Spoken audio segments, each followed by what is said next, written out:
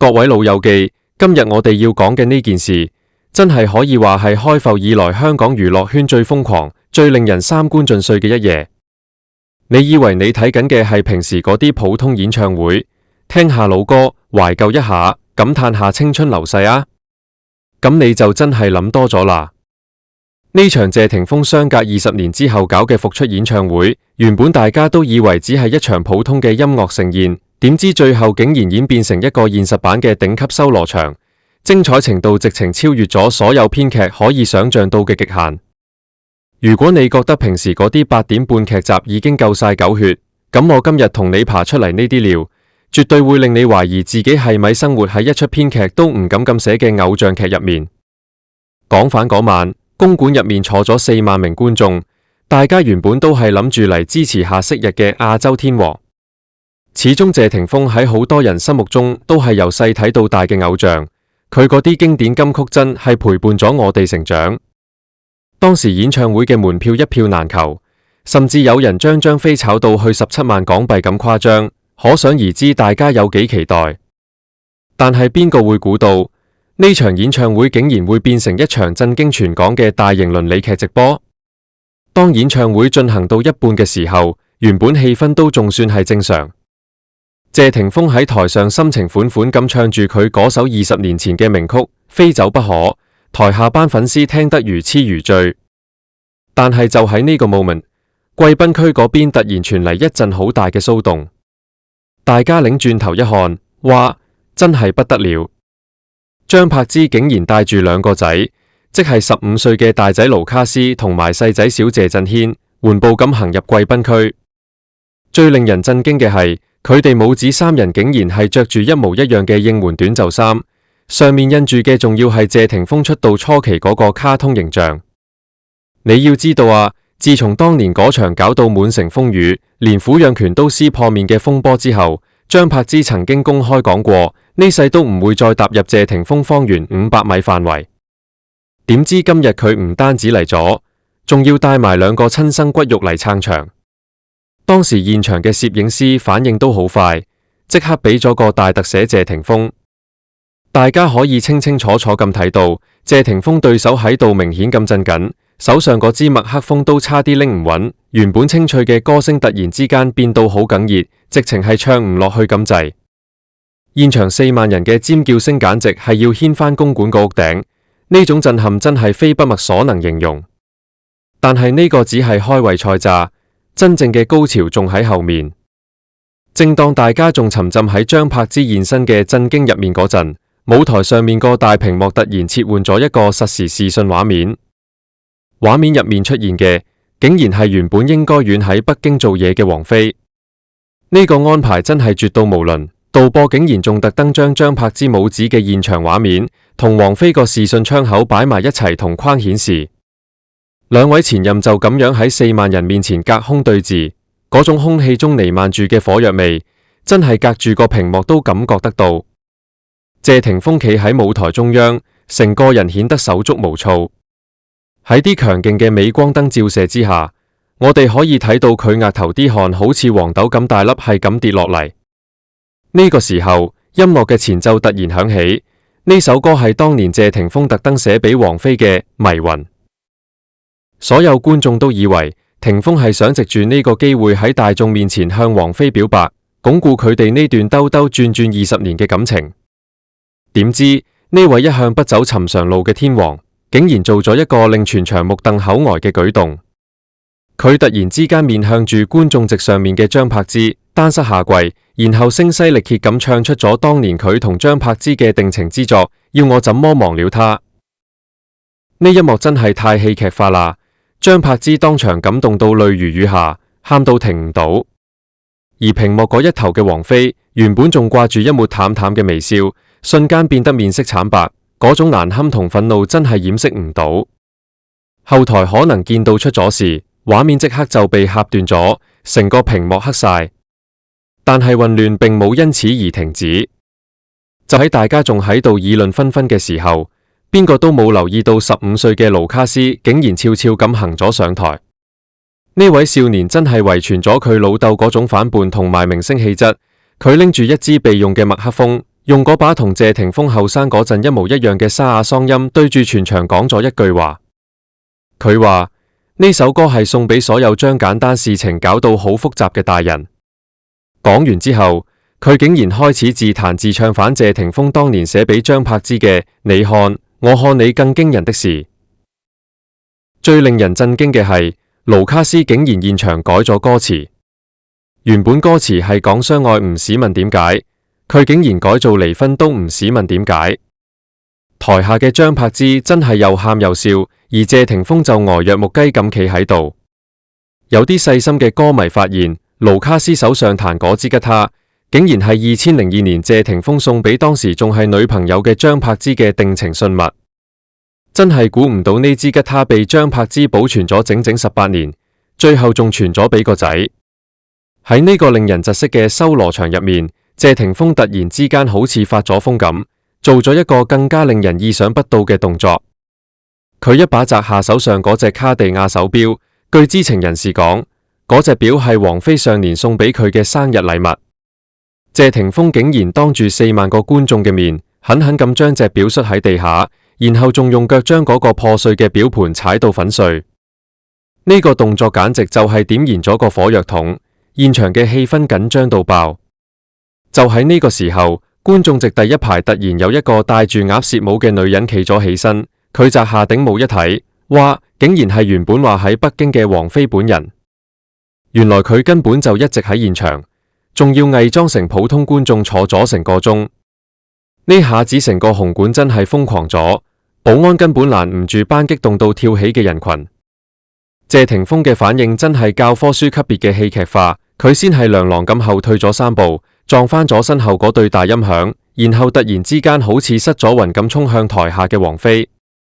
大家都以為呢次真係要上演世紀大復合啦，點知佢喺距離王菲2米嘅地方突然急剎車，竟然轉身撲向張柏芝嗰個方向。結果因為現場太亂，佢中途被啲電纜絆倒，成個人狠狠咁摔喺舞台邊緣，支麥克風撞到地下發出好刺耳嘅鳴響聲。盧卡斯喺台上見到呢幕，竟然直接笑場，仲要乾脆盤腿坐喺舞台中央睇熱鬧，好似呢一切都同佢無關咁。你以為咁樣就完咗咩？仲未啊！現場突然響起咗謝霆鋒阿媽迪波拉嘅聲。呢位傳奇女性唔知幾時接管咗現場嘅廣播系統，佢好大聲咁講咗一句，佢話：仔啊，20年前你喺電台俾2個女人點歌嗰陣，就應該諗到會有今日啦。大屏幕隨即播反出2003年謝霆鋒喺電台接受訪問嗰陣，同時幫王菲同張柏芝點歌，顯得左右為難嘅珍貴錄音。最諷刺嘅係，當時個主持人問佢呢首歌係送俾邊個，佢竟然答話2個都值得，我對佢哋都好好。呢段黑歷史一出，全場觀眾真係分唔清自己係睇緊演唱會，定係睇緊一場大型家庭倫理劇。呢場史無前例嘅混亂，最後以一種好荒誕嘅方式收場。當保安開始強行清場嘅時候，張柏芝突然之間牽住2個仔重返舞台，拎起謝霆鋒跌喺地下嘅麥克風講咗一句話。佢話：其實我哋係嚟陪佢過生日嘅。大家呢先至恍然大悟，原來第2日真係謝霆鋒41歲嘅生日。工作人員隨後推咗一個3層高嘅大蛋糕出嚟，上面竟然用糖霜寫住致永遠的渣男呢5個大字。而最令人毛骨悚然嘅係，呢幾個字嘅筆跡，竟然係王菲嘅親筆字跡復刻。呢場集合咗前任突擊、仔女控場、隔空對峙同埋黑歷史考古嘅行為藝術，最後就喺謝霆鋒對住個蛋糕發呆嘅特寫鏡頭入面落下帷幕。據現場啲工作人員爆料，演唱會結束之後嘅慶功宴，謝霆鋒一個人飲到凌晨3點。佢醉醺醺咁喺度不斷重複同一句話，話早知今日，當年就應該學佢老豆揾多幾個。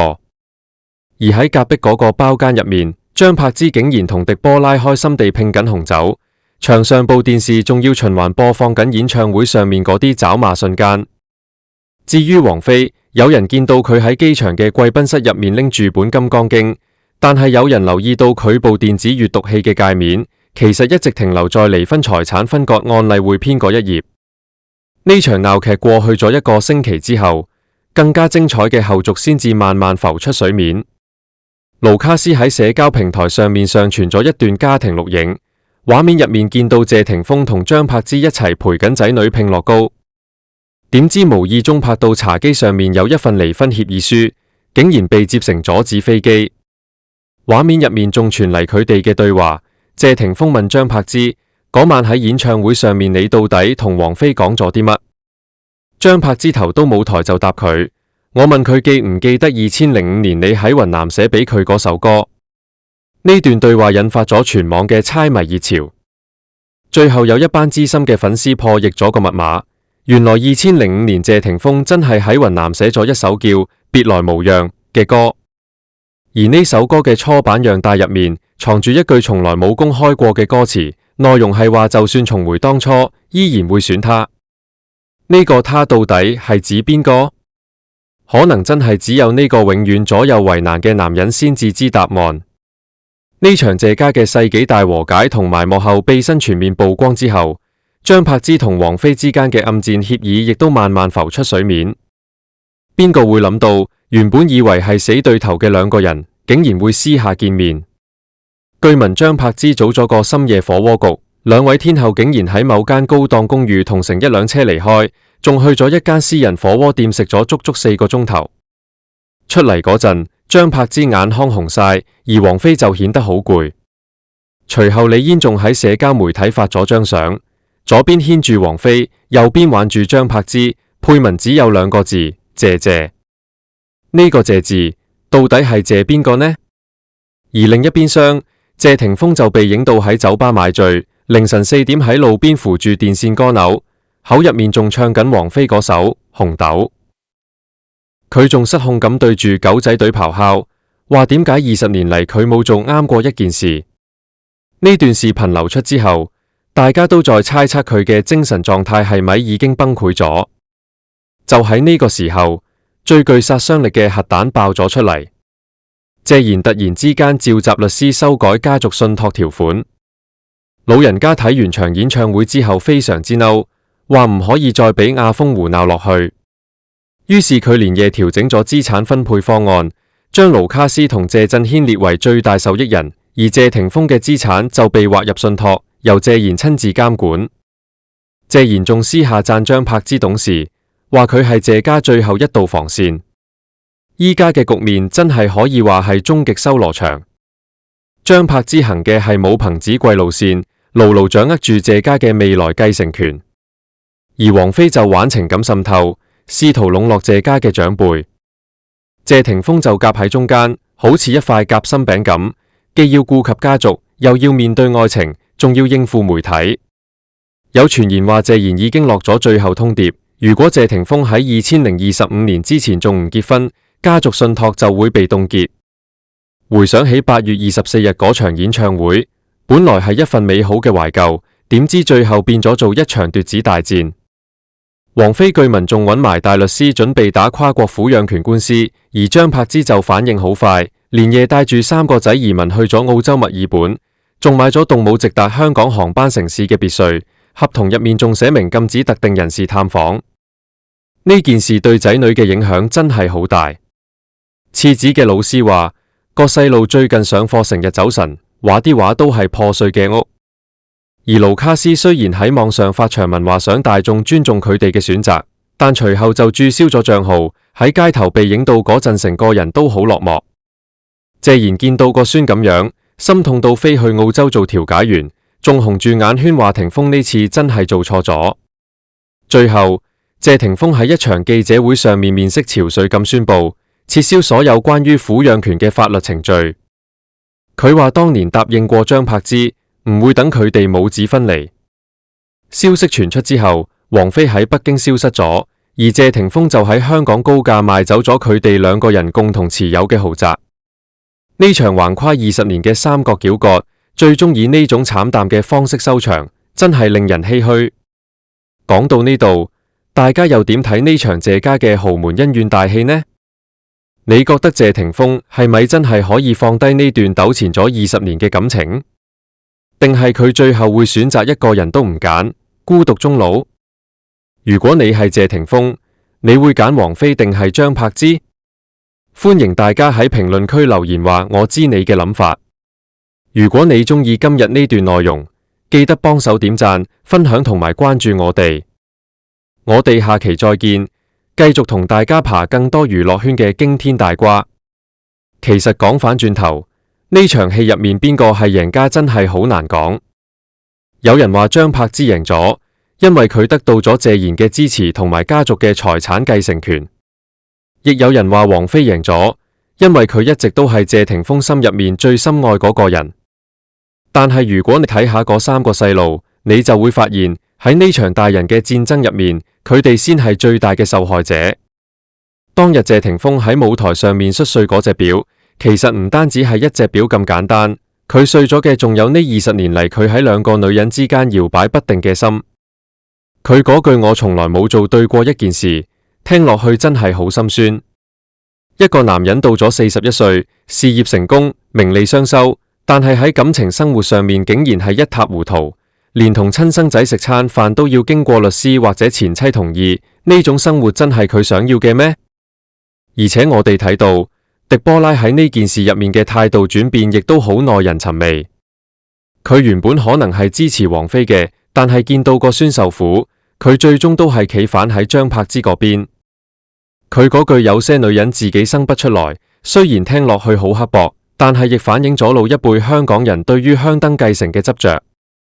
呢種家族觀念同王菲嗰種追求自由、追求精神契合嘅現代愛情觀產生咗強烈嘅碰撞。再講下謝賢，呢位老人家真係老謀深算。佢雖然表面上話唔理年輕人嘅事，但係佢一出手就係直擊要害，直接切斷咗謝霆鋒嘅經濟命脈。佢咁樣做，表面上係為咗保護個孫，但實際上係咪想用錢嚟控制住個仔，等佢唔好再喺外面胡搞呢？呢種豪門家族嘅掌控欲，真係令人不寒而慄。而張柏芝呢位曾經嘅玉女掌門人，經歷咗咁多風雨之後，真係變到好強大。佢唔再係當年嗰個只會喊住求謝霆鋒返嚟嘅細路女，佢依家識得利用媒體、利用長輩、利用法律嚟保護自己同個仔。佢喺演唱會上面嗰種又喊又笑嘅表情，其實包含咗太多複雜嘅情緒，有對舊情嘅留戀，亦有對現狀嘅嘲諷，更加有對未來嘅盤算。至於王菲，佢依然係嗰個高冷嘅天后，佢可以為咗愛情飛去香港秘密睇演唱會，亦可以因為感覺到背叛而憤然離場。佢拎住金剛經但睇緊離婚協議嘅畫面，真係好諷刺。佢追求咗一世嘅超脫，最後依然逃唔過世俗嘅情愛拉扯。佢同謝霆鋒呢段世紀復合，原本以為會係一段佳話，點知最後竟然變成咗一場鬧劇。呢件事亦都話俾我哋聽，娛樂圈嘅嘢真係真作假時假亦真。你以為你見到嘅係真相，其實可能只係冰山一角。當日演唱會門票炒到17萬，班觀眾原本係想去買返個青春情懷，點知最後買咗張大型倫理劇嘅入場券。不過對於我哋呢班食花生嘅群眾嚟講，呢場戲真係精彩過任何一出大片。我哋繼續睇下後續。謝霆鋒宣布暫退娛樂圈之後，據聞佢去咗揾風水大師改名，大師叫佢改名做謝定峰，意思係想佢定下心嚟，唔好再搖擺。其實改名又有乜用呢？如果個心定唔落嚟，叫咩名都係一樣。佢今年農曆7月之前如果唔斬斷情結，恐怕真係會有大劫。呢個大劫係指事業上嘅失敗，定係家庭上嘅徹底決裂？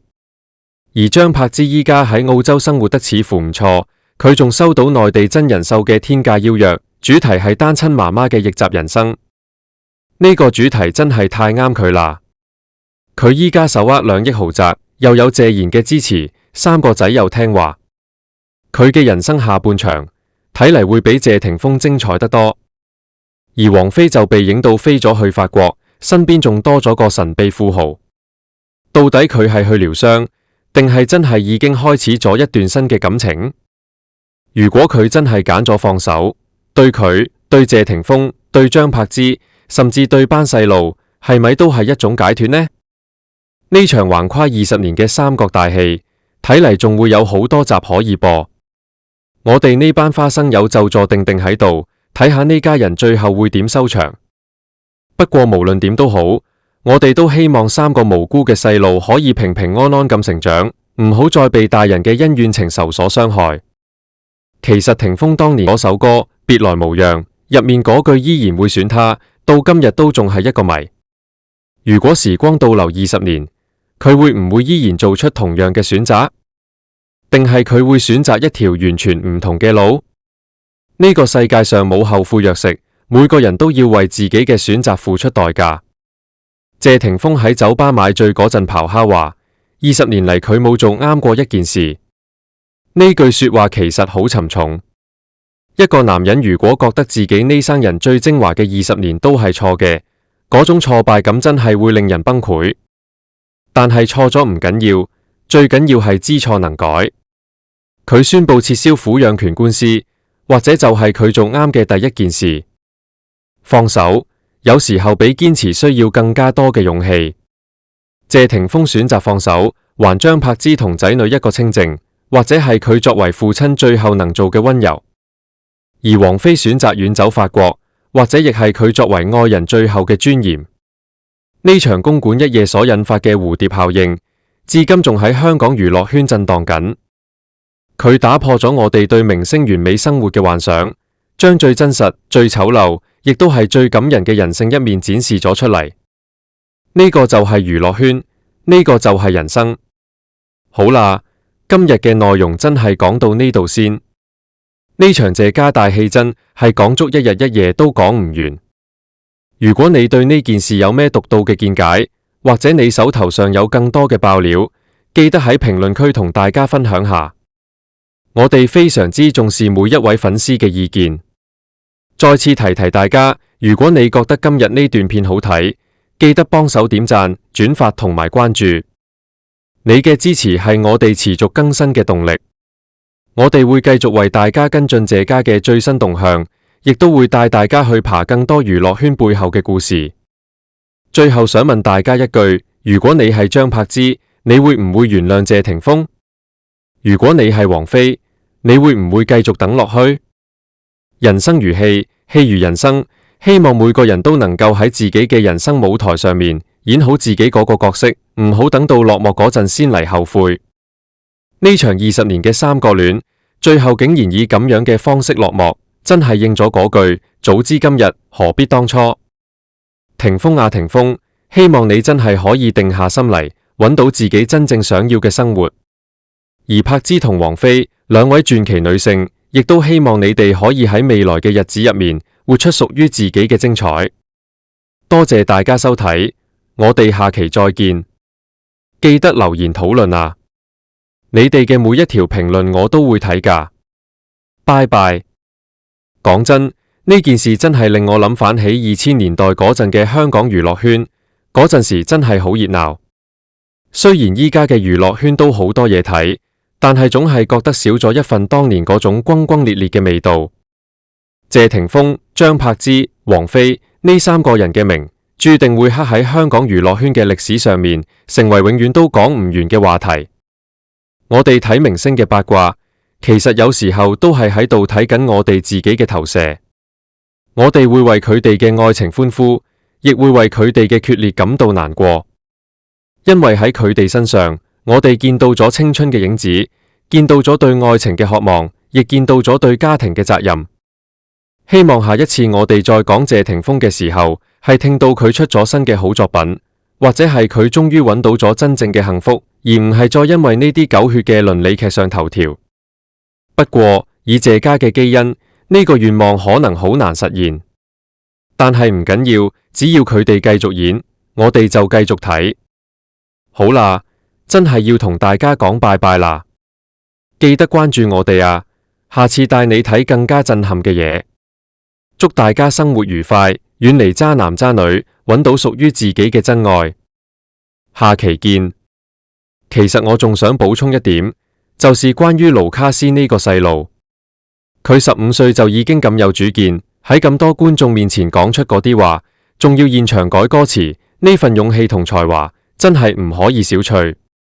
佢未來如果真係入行，一定會係另一個天王級嘅人物。謝霆鋒應該覺得自豪，因為佢生咗個咁出色嘅仔。而張柏芝對仔女嘅教育，雖然外界一直有好多爭議，但係睇到盧卡斯咁保護媽咪，就知張柏芝喺個仔心目中嘅地位有幾重要。呢份母子情係任何金錢同名利都換唔到嘅。相反，王菲同李嫣嘅關係亦都好微妙。李嫣發嗰張相，其實係想幫媽咪解圍，亦都係想表達一種大和解嘅願望。呢啲星二代雖然生活喺光環之下，但係佢哋承受嘅壓力亦都係普通人想象唔到嘅。呢場大戲其實每個人都係受害者，但每個人亦都喺度努力咁生存緊。呢個就係真實嘅世界，冇絕對嘅對與錯，只有唔同嘅選擇同埋結果。大家睇完呢場戲，係咪覺得好攰呢？其實我講都講到好攰，但係為咗帶俾大家最精彩嘅內容，辛苦啲都係值得嘅。記得俾個 like 我啊！好啦，我哋下次再傾，大家保重。